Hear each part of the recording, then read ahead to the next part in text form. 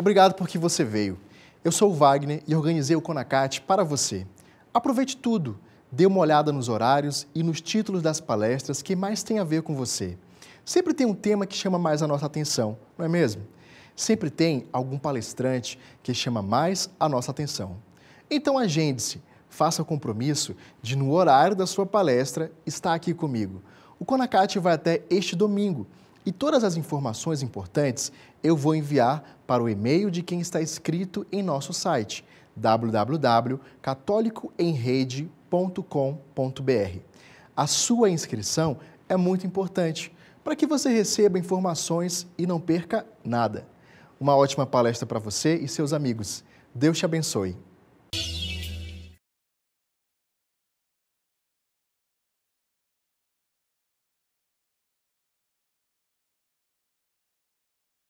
Para você que está conectado no Congresso Nacional Católicos Online, essa grande iniciativa que temos que parabenizar e também agradeço pela oportunidade de poder participar dessa iniciativa pioneira e que com certeza vai marcar esse caminho da nossa igreja aqui no Brasil, dos católicos com a comunicação, com essa busca de estar cada vez mais presentes efetivamente nesse grande ambiente que é o ambiente digital, esse areópago digital, como nos lembram os papas em suas mensagens sobre o Dia Mundial das Comunicações. E o tema desse encontro, Todos pela Cultura do Encontro, é mais do que pertinente. O Papa Francisco tem refletido sempre sobre isso, convidado toda a igreja para ser uma igreja em saída e ir ao encontro das periferias existenciais de todos aqueles que realmente necessitam dessa acolhida, desse encontro, uma igreja que vá ao encontro das pessoas. E ele fala também periferias geográficas e existenciais, romper fronteiras. Há uma terminologia muito usada na igreja que são as chamadas pastorais de fronteiras. São iniciativas da igreja que rompem essas fronteiras e vão ao encontro dessas realidades que estão, às vezes, distantes da nossa realidade eclesial. Nós rompemos então, essas barreiras e avançamos essas fronteiras. Nós podemos dizer que a comunicação também é uma pastoral de fronteira, porque nós entramos e estabelecemos constantemente diálogo com a sociedade. E não só falamos para nós mesmos, pelo menos essa que deve ser a meta quando nós nos comprometemos a ajudar e a atuar como comunicadores na igreja. E por isso que a conversa de hoje, esse bate-papo de hoje, vai ser sobre o tema, uma fonte de boas notícias, como contar histórias reais sobre a igreja e contribuir com mudanças positivas na vida das pessoas. Esse tema é muito especial e sou muito grato por ele ter sido proposto, porque justamente ele já esclarece desde o início boas notícias e contar histórias. Esse é o fazer do jornalista, né? O jornalista ele é chamado a ser o contar histórias, a dar voz a pessoas, personagens e transmitir uma mensagem a partir dessas histórias. Não simplesmente difundir conteúdos ou informar pessoas, mas trazer para as pessoas a identificação com essa realidade dos fatos que acontecem, dos fatos que ela quer noticiar. E aproveitando então, claro, não me apresentei no início, estou me habituando ainda com essa experiência de fazer uma palestra online. Eu sou o Fernando Geronasso, sou jornalista, atualmente gestor de conteúdo do site da Arquidiocese de São Paulo, que está num processo de transformação e implantação, na verdade, de um portal e uma experiência nova dessa presença também digital da Arquidiocese de São Paulo, tentando quebrar um pouco esses limites que existem muitas vezes quando se fala de atuação na igreja nas redes digitais, esse universo digital, e fico feliz por poder contribuir nessa fase, nesse processo. E nos últimos 2 anos e meio eu trabalhei como repórter na revista Família Cristã, revista já antiga no Brasil, tem 80 anos, a revista da editora Paulinas, das Irmãs Paulinas, e lá vivi experiências muito fantásticas justamente dessa dimensão de contar histórias, de trazer boas notícias a partir da realidade, mostrando o trabalho que existe na igreja também nessa busca de transformação da sociedade, de transformação da realidade. E nesse sentido, a gente precisa também compreender um pouco como a igreja se organiza e as diferentes frentes que existem, né? Então a gente fala sempre da igreja universal, aquela igreja que está presente no mundo inteiro, e existem as igrejas particulares, que são essas dimensões locais, essa presença local da igreja, que são as dioceses, arquidioceses e suas circunscrições eclesiásticas, que existem algumas outras terminologias que a gente não vai entrar em detalhe agora, mas na imagem que eu mostro para vocês, vocês podem perceber aí que só no Brasil existem 275 circunscrições eclesiásticas, entre essas mencionadas aí, que têm suas especificidades, que numa outra ocasião a gente pode aprofundar melhor. E essa igreja local, essa igreja particular, é onde a igreja universal acontece. Por isso que a igreja sempre tem a preocupação de fazer a distinção que uma igreja particular, uma diocese, arquidiocese, ela não é uma parte da Igreja Universal, ela é uma porção dessa igreja, desse povo de Deus, que o Concílio Vaticano II brilhantemente nos reforça, a igreja povo de Deus. E porque quando a gente fala que é parte, a gente está supondo que precisa de outras partes para que se forme um todo. E, na verdade, a igreja acontece ali, na diocese. Ela tem a sua independência, a sua autonomia, o bispo tem a sua autonomia pastoral sobre aquela diocese, desde que esteja em comunhão, claro, com os demais bispos e com o Papa. E dentro dessa organização eclesial existem os diversos organismos, que são as pastorais, os movimentos, as novas comunidades, as associações, os grupos, enfim, as diversas frentes que atuam, que buscam, então, corresponder a esse mandato de Jesus Cristo de levar a boa nova a todos. Mas também existe uma realidade que às vezes as pessoas não compreendem muito bem, que é preciso deixar claro quando a gente também vai falar sobre a igreja na mídia, porque a mídia pode confundir, é que existe essa organização mundial, ou seja, a igreja universal, e existe a igreja local. Agora também existe a conferência episcopal, que, como o próprio nome diz, é uma conferência de bispos. Ou seja, os bispos que se reúnem para refletir, articular, propor, uma vez que eles vivem experiências parecidas, porque estão numa realidade, numa cultura parecida. Então eles compartilham experiências. Como a própria CNBB se define, ela é um organismo de articulação e de comunhão. Não é um organismo hierárquico. Então não existe uma igreja. Então a diocese que responde para a CNBB, que responde para a Santa Sé. Não. A diocese responde diretamente para a Santa Sé. A CNBB, então, ela colegia aqueles bispos daquela determinada localidade para refletir em coisas em comum. E ela apoia, ela incentiva, ajuda a organizar diferentes pastorais e diferentes organismos eclesiais que não estão isolados dentro dessa igreja particular, mas que atuam pelo Brasil inteiro, justamente porque nós estamos num país com uma diversidade eclesial muito grande e uma organização muito complexa. Então, por exemplo, aí eu citei isso para mostrar para vocês determinadas ações da igreja que estão relacionadas a essa transformação da sociedade. Além dos organismos eclesiais presentes nas dioceses, existem também todos os batizados, claro, que formam esses organismos, porque a igreja somos nós, na verdade. E entre esses batizados existem os leigos, consagrados ou não consagrados, os religiosos que pertencem a congregações religiosas e ordens, institutos de vida consagrada, e também os padres, os bispos, o clero em si, os ministros ordenados.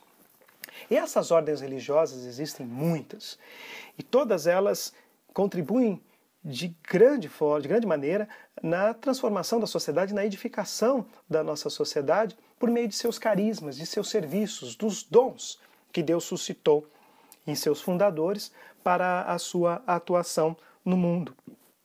Essas instituições, essas congregações, elas se enquadram no que a igreja chama das obras de misericórdia. Então, todos os carismas, eles fazem parte dessas obras de misericórdia, que podem ser corporais ou espirituais. As corporais são aquelas que cuidam tão diretamente com o bem-estar físico e material das pessoas. Então aí nós temos as congregações que cuidam de hospitais, de obras sociais do ponto de vista material, e as espirituais, aquelas que cuidam da edificação do espírito, não só do ponto de vista da fé e da religião, mas do ponto de vista da edificação do espírito e do interior humano, como aquelas que cuidam da educação, da formação e da comunicação, por exemplo. Então, citando um exemplo, os padres camilianos da Ordem dos Ministros dos Enfermos, fundada por São Camilo, eles são de obras de misericórdia corporais, que são aqueles que cuidam, então, dessa dimensão dos hospitais, da saúde, cuidam dos enfermos em si. Já vista que os primeiros hospitais surgiram justamente cuidados mantidos por instituições religiosas, como a Santa Casa, as Santas Casas de Misericórdia presentes no mundo inteiro. E também nós temos, por exemplo, a Sociedade São Vicente de Paulo ou a Congregação da Missão, fundada pelo São Vicente de Paulo, que atuam com esse cuidado com as pessoas mais pobres e também buscando dar uma vida digna para essas pessoas. E nas obras de misericórdia espirituais, nós temos as tantas congregações e ordens de vida contemplativa que cuidam dessa dimensão da espiritualidade, mas também aquelas responsáveis pela educação, pela evangelização, como, por exemplo, os salesianos, os jesuítas, na área da comunicação, a família paulina, com os padres, as irmãs paulinas, que cuidam dessa dimensão de obras de misericórdia espirituais. E nas suas pastorais, movimentos e organismos com seus diferentes carismas e atuações, também podemos perceber essas áreas de atuação. Então, por exemplo, dentro da CNBB existe uma comissão, que é a Comissão para a Caridade, Comissão Episcopal para a Caridade, Justiça e Paz. E dessa comissão existem as pastorais sociais. E como vocês veem aí na imagem, seguindo o caminho de Cristo, são uma expressão viva do amor preferencial de Deus pelos humildes e pobres, uma presença da justiça do reino na sociedade e na história, fiel à missão que recebeu de Cristo. A Igreja traz aos pobres a boa nova do Evangelho, a sua força transformadora, e aí apresenta também que as pastorais sociais são, portanto, uma dimensão constitutiva da Igreja. E que tem, então, a natureza íntima, né, da Igreja, exprime-se num tríplice dever: o anúncio da palavra, a celebração dos sacramentos, o serviço da caridade. E são deveres que se reclamam mutuamente, não podendo um ser separado dos outros, que é o que diz a encíclica Deus Caritas Est, do Papa Bento XVI. Dentre essas pastorais, existe no Brasil, por exemplo, de âmbito nacional, pastoral afro-brasileira, pastoral dos migrantes, povo da rua, pessoa idosa, a pastoral da AIDS, a pastoral operária da saúde. Olha, vejam só, a pastoral dos pescadores, que trata de uma realidade muito mais específica das pessoas que muitas vezes vivem da pesca para sua subsistência, ou também que já transformaram isso também num negócio e numa profissão. É a pastoral da mulher marginalizada, a pastoral carcerária, todas frentes que vão ao encontro dessas periferias existenciais. Não só essa, a pastoral da criança, por exemplo. Então vamos citar algumas. A pastoral da criança, por exemplo. Claro, já deixar claro para vocês que eu gostaria de falar de todas essas pastorais, mas eu quero citar algumas e mostrar para vocês como a gente pode contar histórias e trazer boas notícias dessas iniciativas. Tá certo? Então, por exemplo, a Pastoral da Criança existe há 30 anos. Ela nasceu pela iniciativa da doutora Zilda Arnes e do atual arcebispo emérito de Salvador, na Bahia, o cardeal Dom Geraldo Magela Agnello, no sul do país, justamente vendo uma realidade, vendo uma fronteira, vendo uma periferia geográfica e existencial, que era a situação das pessoas que moravam em comunidades mais carentes e o grande crescimento dos índices de desnutrição e mortalidade infantil em todo o Brasil. Então, a doutora Zilda, sanitarista, médica, portanto, ela começou esse trabalho lá naquela comunidade. Esse trabalho cresceu, virou uma pastoral em âmbito diocesano, depois se transformou numa pastoral em âmbito nacional, apoiada pela própria CNBB, e hoje é internacional. Zilda Arnes, a gente sabe que infelizmente morreu em 2010, naquele trágico terremoto do Haiti. Ela estava lá, inclusive, fazendo uma formação para a Pastoral da Criança que estava sendo implantada naquela região.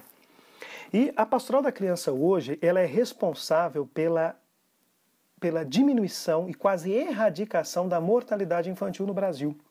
Isso é comprovado. Nas regiões onde a Pastoral da Criança atua efetivamente, o número de índice de desnutrição e de mortalidade infantil caiu bruscamente. Mas ela sempre se atualiza, essa pastoral, ela sempre tem, ela percebe então os problemas daquela realidade à sua volta. E hoje, uma preocupação da pastoral, veja que curioso, da Pastoral da Criança, é o sobrepeso. Se por um lado no passado, há 30 anos atrás, a preocupação era a desnutrição e a mortalidade infantil, hoje é um número crescente de crianças que por causa de uma má alimentação estão acima do peso. E isso é uma questão que indifere de classe social e de realidade. E então há um cuidado, um trabalho para, por exemplo, mostrar, ensinar as mães desde o período da gestação a ter uma alimentação saudável para que essas crianças nasçam sem tendência à obesidade, por exemplo.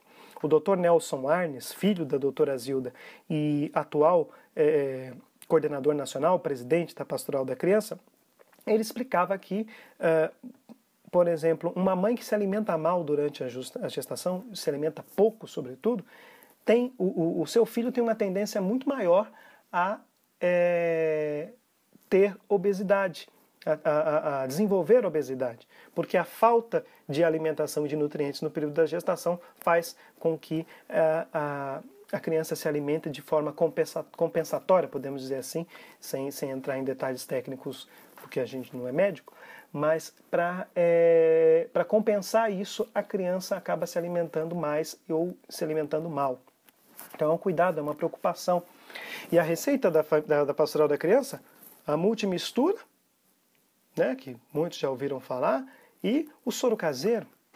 Além das pesagens, das celebrações da vida, né, que eles faziam, o acompanhamento, as visitas às casas, às famílias, o acompanhamento de todo o período da gestação, para que a mulher fizesse o pré-natal, para que as crianças fossem ao médico, fizessem o teste do pezinho e tudo aquilo que é próprio, que hoje já é comum, mas antigamente era pouco conhecido. Mas a gente pode dizer, é uma ONG, né? E o Papa Francisco sempre fala, nós não podemos ser uma ONG. Mas a Pastoral da Criança, ela tem um diferencial. O que move, o que motiva ela a fazer isso é o quê? Esse encontro pessoal com Jesus Cristo, esse contato com o Evangelho que inspira a pessoa a transformar não só a sua vida, mas a vida de quem está à sua volta. Por isso que a gente citou aquela frase do Papa na Deus Caritas Est. Ele gera a caridade.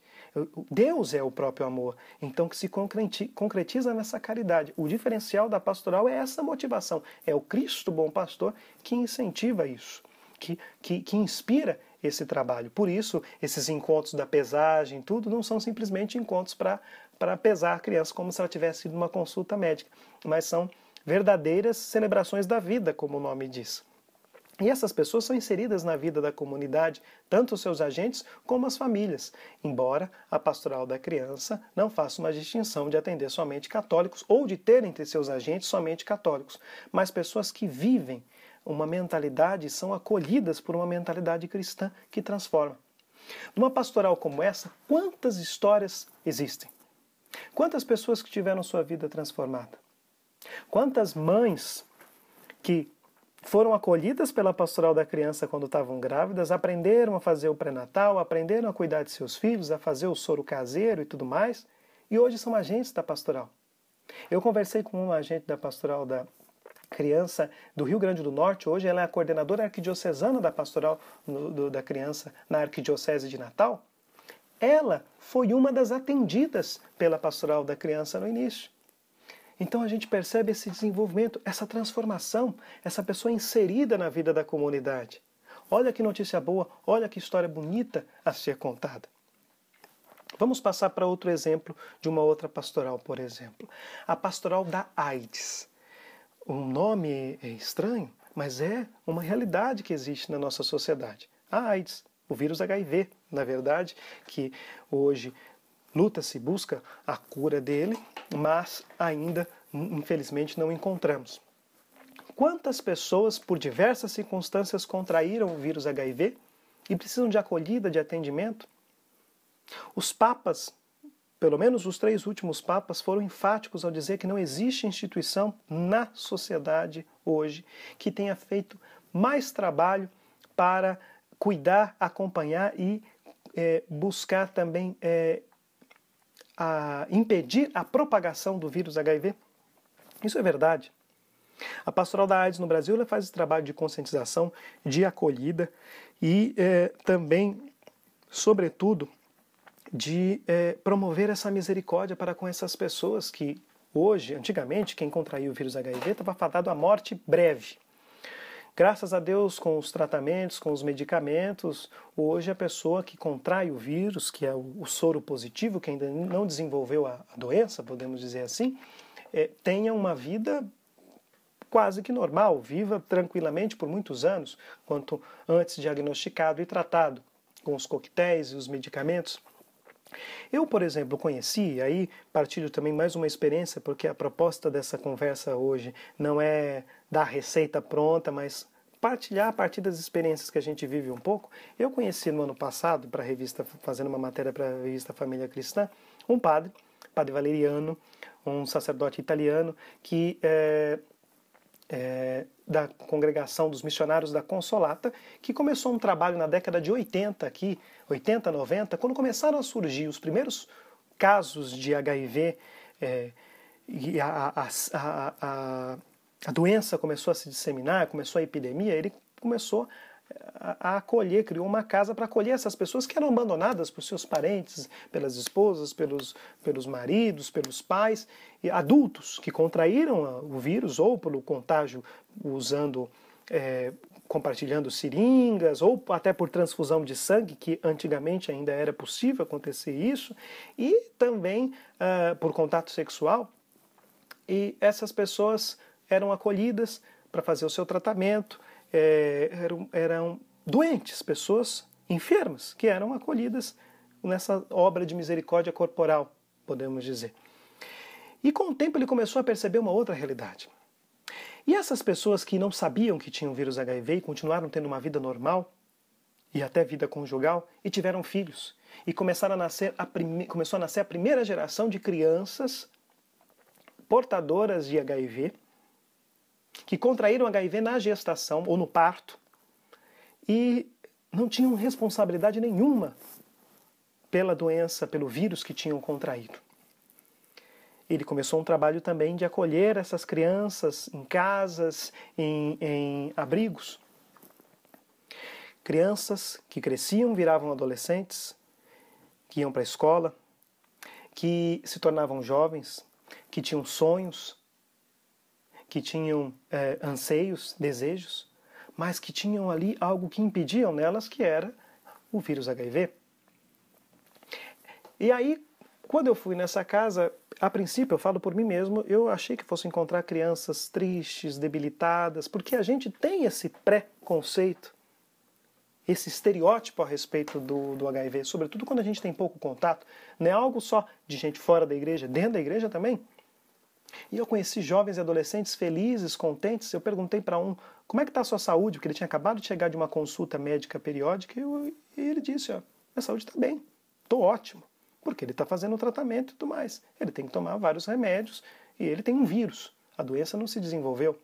Mas ele tem sonhos, ele quer constituir uma família, ele quer ter filhos. E hoje, com um acompanhamento médico cuidadoso, é possível isso, né?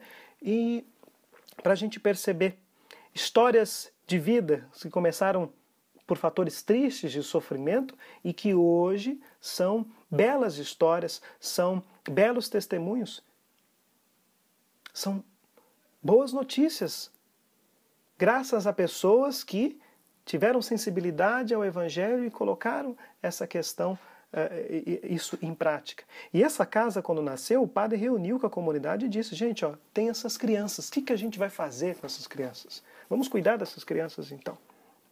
Então, veja, tá aí, mais uma frente de trabalho que gera notícias boas. Outra pastoral, outra área da igreja que poucas pessoas conhecem e a grande mídia às vezes não conhece, é o trabalho feito com os migrantes e com os refugiados.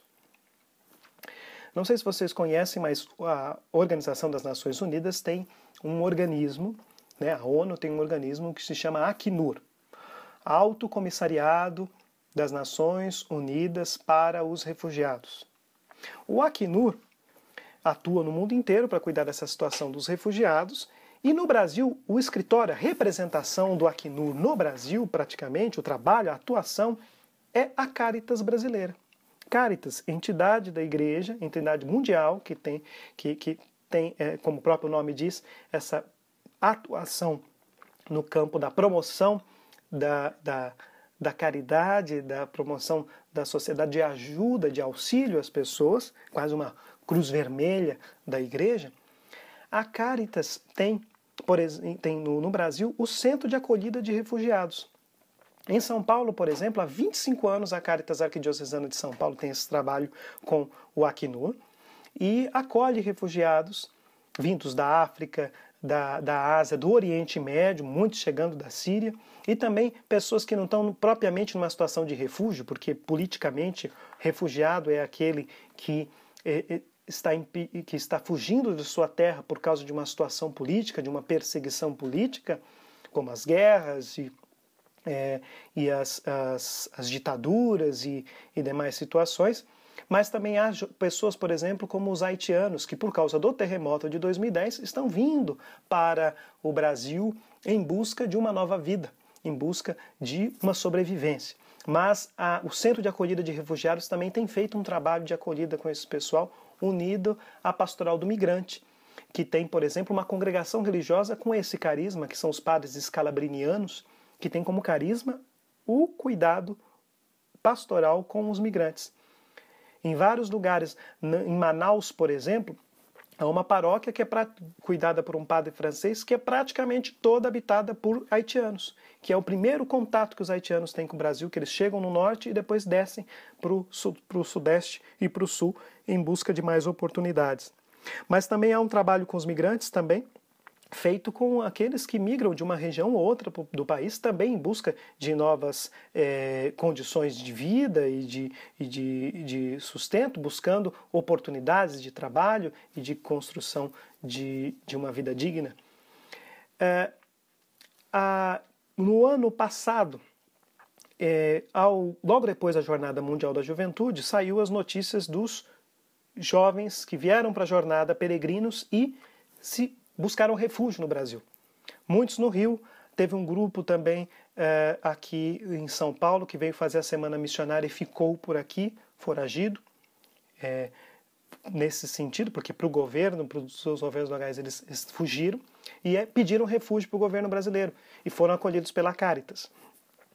Quando a gente foi procurar fazer uma matéria para a família cristã, Esses grupos específicos não queriam falar, alguns já tinham dado alguma entrevista quando aconteceu o boom da notícia, os jornalistas chegaram na Caritas, eles estavam lá e aí eles deram entrevistas, mas muitos não queriam dar. Mas aí o que a gente pensou?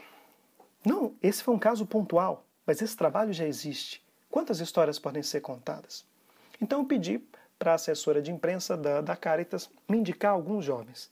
No fim, chegando lá para fazer a reportagem, não tinha muitos jovens, tinha uma única jovem que se dispôs a falar, porque é uma situação muito delicada, recontar a sua história, falar da sua situação, que muitas vezes são de perseguições muito difíceis, muito duras. E eu acabei conhecendo uma jovem, que na matéria assumiu o nome de Marie, que aos 17 anos teve sua família praticamente toda perseguida pelo governo local da República Democrática do Congo. Seu pai, que era militar, era perseguido porque era contrário ao governo atual, fugiu, sua casa foi invadida, sequestraram sua mãe e seus irmãos, ela que não estava em casa, que estava na casa da amiga, quando chegou viu sua casa incendiada, fugiu, foi para a casa de um tio, na verdade de um amigo do pai que ela considerava tio, e aí esse tio providenciou para ela um refúgio, a fuga dela, colocou ela no avião, sozinha, e ela veio para o Brasil. Chegando em São Paulo ainda foi assaltada, perdeu os documentos e o celular, que era o único contato que ela tinha com o seu povo. E aqui encontrou refúgio e abrigo e está trabalhando e reconstruindo sua vida. A gente contou essa história dessa pessoa e aproveitou para contar, então, o trabalho que a Caritas faz com os refugiados. Veja que interessante isso. Então, o que a gente precisa ter em mente é que a gente tem que contar histórias, trazer a humanidade para o trabalho feito pela igreja. A gente pode simplesmente falar do ponto de vista organizacional. Então existe esse trabalho, essa pastoral que faz assim, assim, assado. Mas como que essas pessoas vão se identificar? Nem todos os que vão ler, ouvir, interagir com as nossas notícias são pessoas que estão dentro da igreja, que entendem esse processo evangelizador. Elas precisam se identificar com vidas, com histórias. Aí a gente entra num segundo momento. Eu contei apenas 3 experiências pastorais grandes, mas existem muitas outras. A gente pode falar, por exemplo, de iniciativas como a do Amparo Maternal.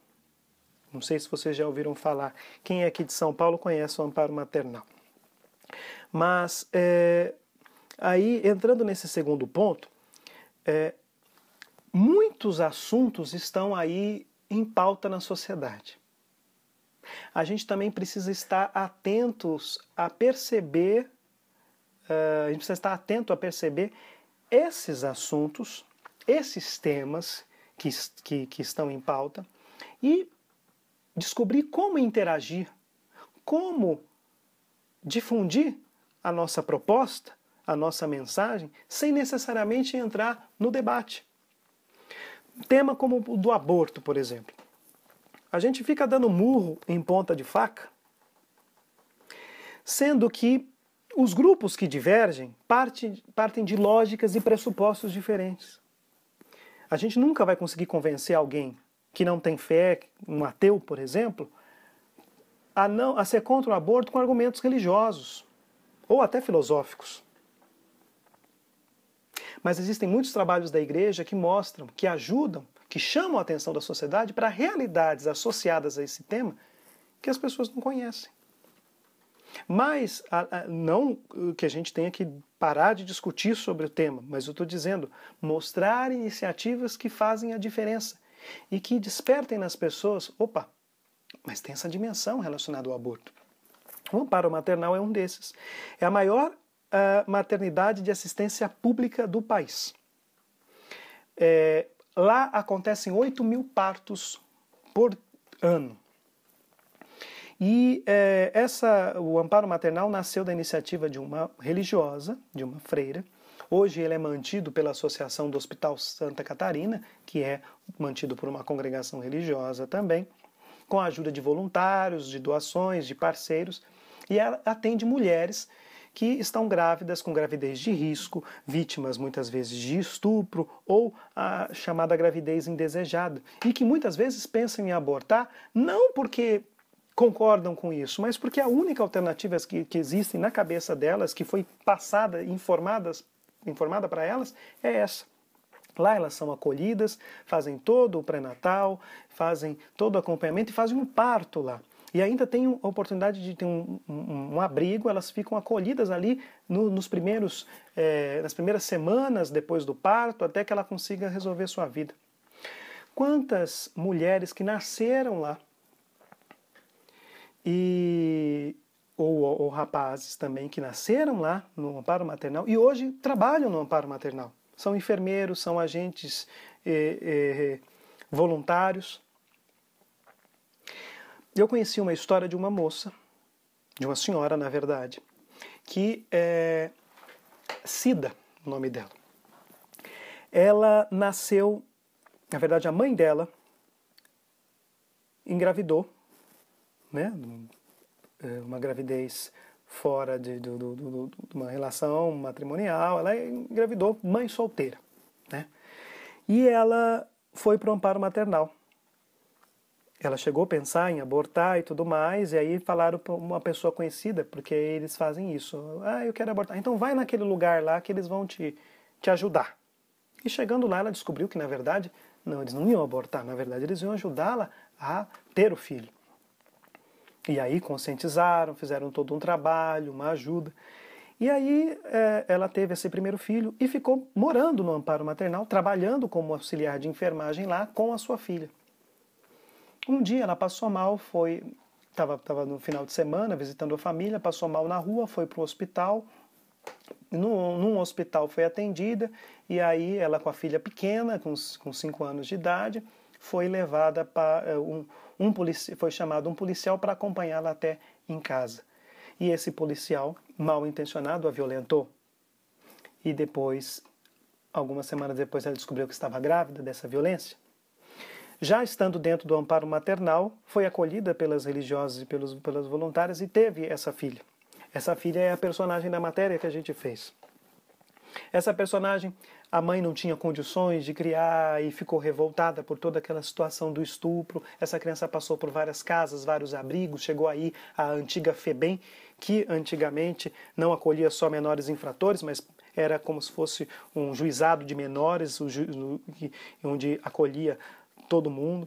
Fugiu de lá, passou por várias situações, até que foi acolhida por um casal já adulta, acolhida por um casal de franceses. Esse casal de franceses deu educação, deu trabalho, oportunidades para ela. Hoje ela é professora.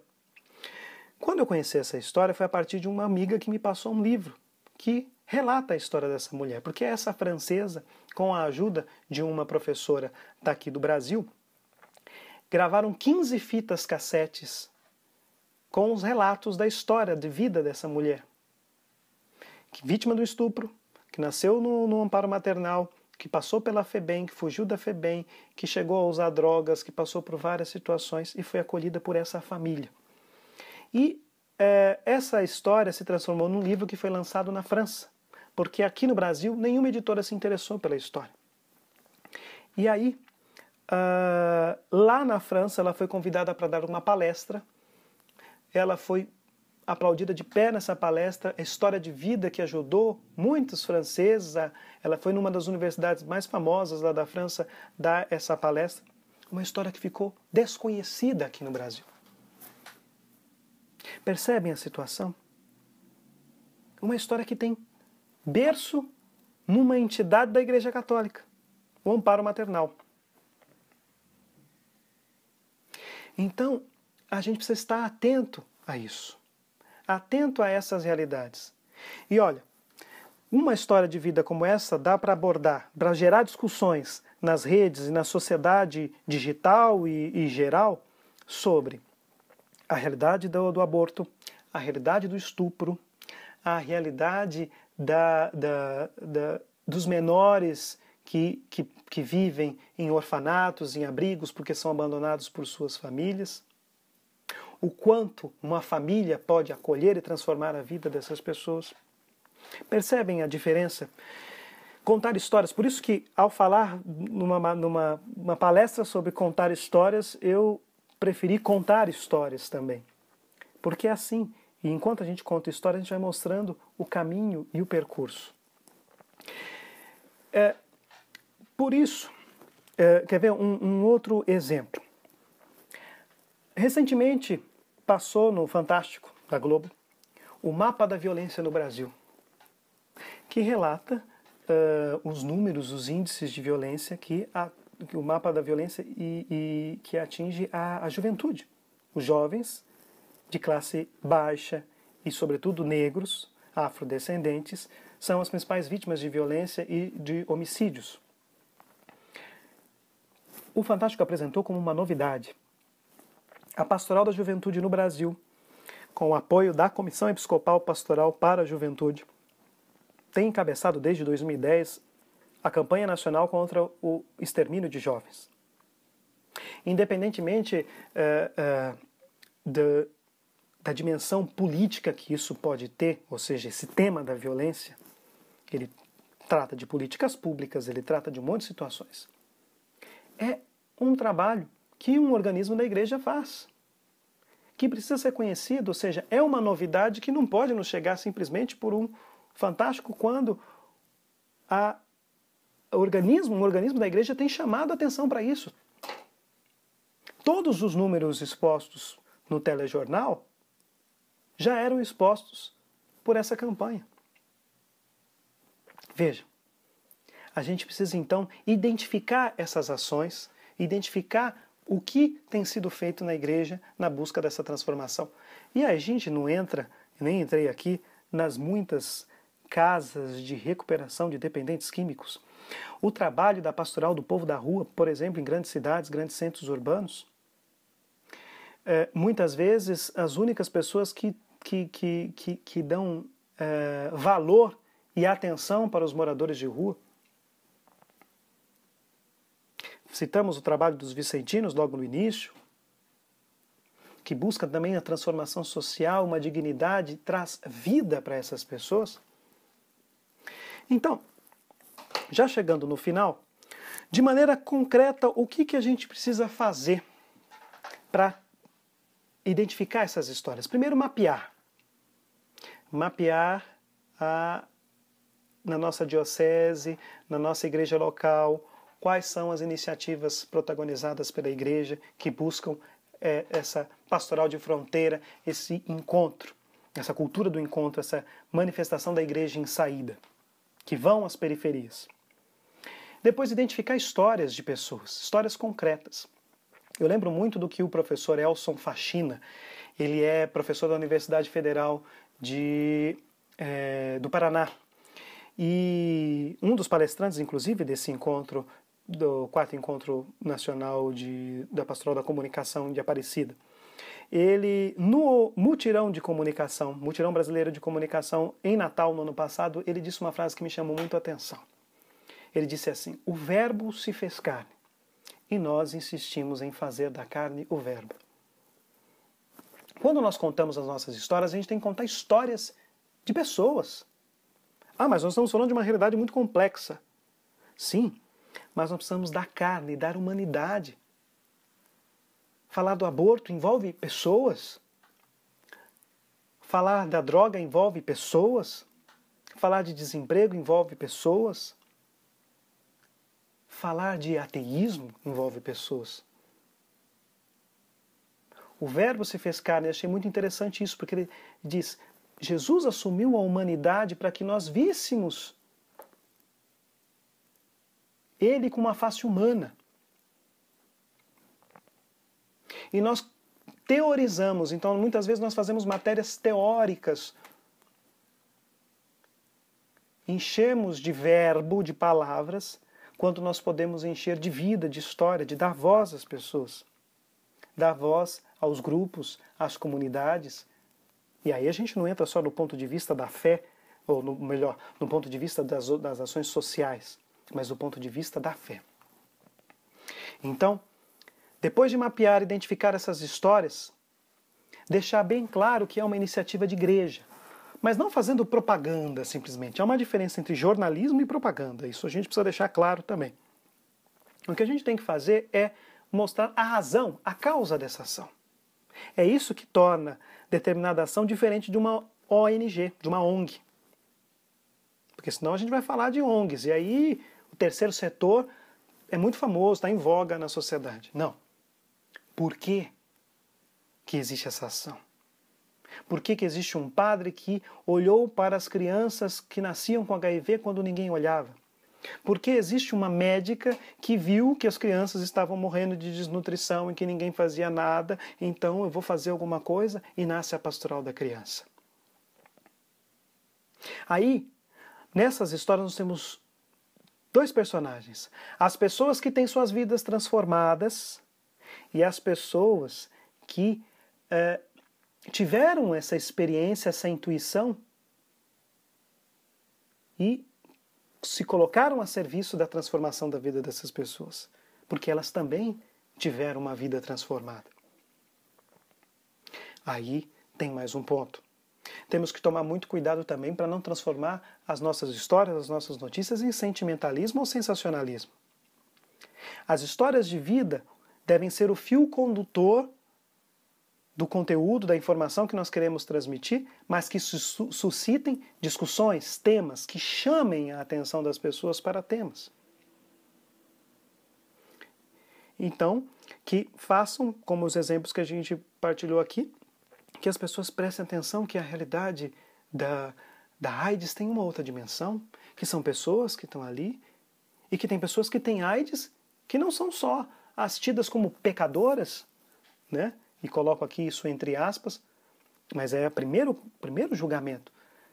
Esse jovem que eu entrevistei, por exemplo, um dos jovens que eu entrevistei, ele era coroinha na paróquia e começou a namorar com uma menina e os pais sabiam que ele era soropositivo. Tiveram uma conversa séria, falaram sobre todo o cuidado necessário no sentido de não só do ponto de vista humano, físico, mas psicológico, né? Mas tem pessoas na paróquia que não gostavam, né? Então, contar boas notícias sobre a igreja, mais do que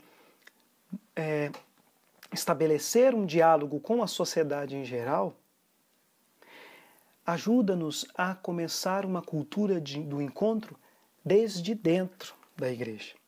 Pois nós mesmos não conhecemos essas iniciativas. Nós mesmos não conhecemos essas frentes de trabalho da igreja. Ou quando conhecemos, não conhecemos a fundo. E às vezes temos um receio, uma resistência, pode ser que às vezes até com razão, mas é preciso um mergulho a fundo.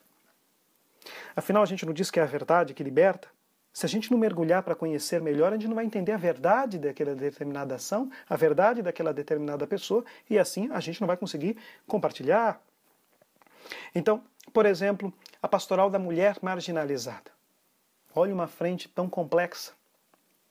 A pastoral do migrante, como eu já citei.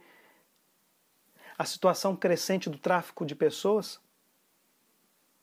Com uma história de uma personagem, você consegue mostrar a ação da igreja. Como, por exemplo, eu sempre cito aqui uma matéria que foi produzida pela Signis Brasil, em parceria com várias revistas católicas, que é a matéria chamada Vidas Vendidas, que saiu originalmente pela revista Família Cristã, produzido por 3 jornalistas, e depois saíram em outras revistas, e pela internet também, que conta a história de Juscelene Barbosa Silva, que deixou para trás, como diz aqui a própria descrição, o seu passado e olha para frente em busca da justiça e da verdade. Ela foi uma jovem no norte do país, traficada, foi comprada por um agente de prostituição e levada para a Itália. Ele era dono dela. Ele negociava ela na noite, até que um dia ela conseguiu, depois de uns 2 meses lá, se eu não me engano, ela conseguiu fugir. ele estava dormindo, embriagado ou sob efeito de alguma droga, ela conseguiu fugir. Ela também estava sob efeito de drogas, porque elas são obrigadas a usar a droga para conseguirem enfrentar toda aquela situação. Ela não lembra nem com que roupa ela fugiu, como ela estava, e saiu pelas ruas de Roma até que conseguiu chegar em uma igreja. E lá, quando chegou nessa igreja, ela teve a sorte de que o padre que estava lá era um padre da congregação dos padres escalabrinianos, que já estão acompanhando essa situação de refúgio, de tráfico de pessoas e em relação aos imigrantes, percebeu que ela estava nervosa, que ela não sabia, entendeu, acolheu, conduziu para uma família que a acompanhou, uma família já preparada, que a preparou, entrou em contato com o consulado para tratar de todas as questões legais e ela voltou para o Brasil, voltou para a sua casa. Veja, com uma história como essa a gente fala do tráfico de pessoas, então da origem disso, porque a gente sabe que na igreja, a igreja é uma das poucas vozes que fala sobre isso no extremo do Brasil, né? Famílias que vendem literalmente seus filhos em troca de uma cesta básica, isso é fato, isso não é mentira. Há bispos que são perseguidos por isso, estão sob proteção policial por denunciar isso. Foi acolhida numa igreja, ou seja, imagine essa mulher saindo correndo pela rua, chegando numa igreja e encontrando o abrigo, igreja que foi casa realmente, encontrou os braços misericordiosos do Pai e teve sua vida salva, literalmente salva. Isso é cultura do encontro, isso é ir ao encontro. Essas notícias precisam ser contadas, não, como eu digo, do ponto de vista sensacionalista, mas serem contadas para que suscitem discussões, reflexões, quebrem barreiras, mitos e preconceitos. É isso que nós precisamos fazer com a nossa comunicação.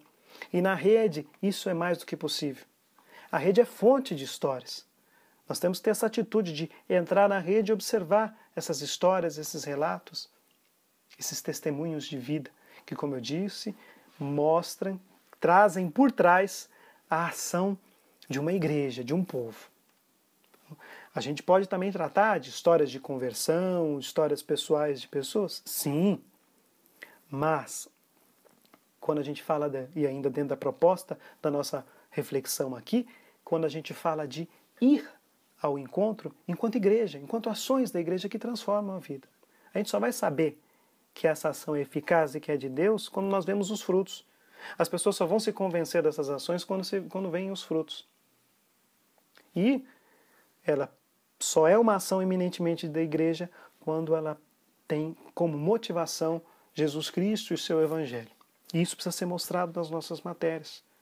Isso precisa ser mostrado no conteúdo que nós compartilhamos. A presença de Deus, a presença da igreja, a ação motivadora do Evangelho para essas ações transformadoras. Bem, eu já vou concluindo por aqui.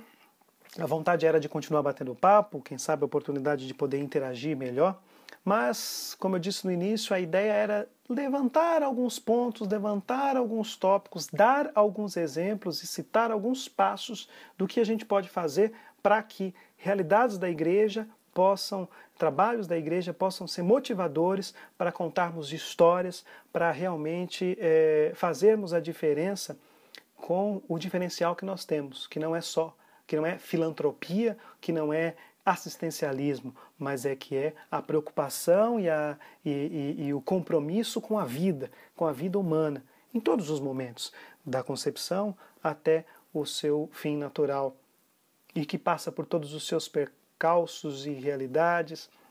Então, temos que ter sempre cuidado com a linguagem que nós vamos usar, porque a gente tem que ter em mente que nem todas as pessoas estão inseridas na nossa vida eclesial. Então, por isso, elas precisam de um apoio, de uma linguagem que permita um acesso e não barreira, bloqueio. Sempre tendo claro, nós não estamos falando só para a gente de igreja. Então, termos, expressões, lógicas precisam ser sempre esclarecidas. Então, por exemplo, a gente vai falar sobre o tema relacionado ao aborto, A gente não vai vir só com a doutrina, mas a gente vai mostrar histórias de vida, como eu disse, que transformem, que liguem essas pessoas a dimensões que elas não tinham pensado ainda. E que é por isso que a nossa fé é contra determinada situação. E o mesmo acontece com os outros temas que a gente citou aqui, com muitos outros. Eu convido vocês a partilharem, colaborarem, a interagirem com a gente, a mandarem perguntas, dúvidas que a gente tenta esclarecer. Aqui estão os meus contatos. E também que vocês compartilhem as experiências de vocês.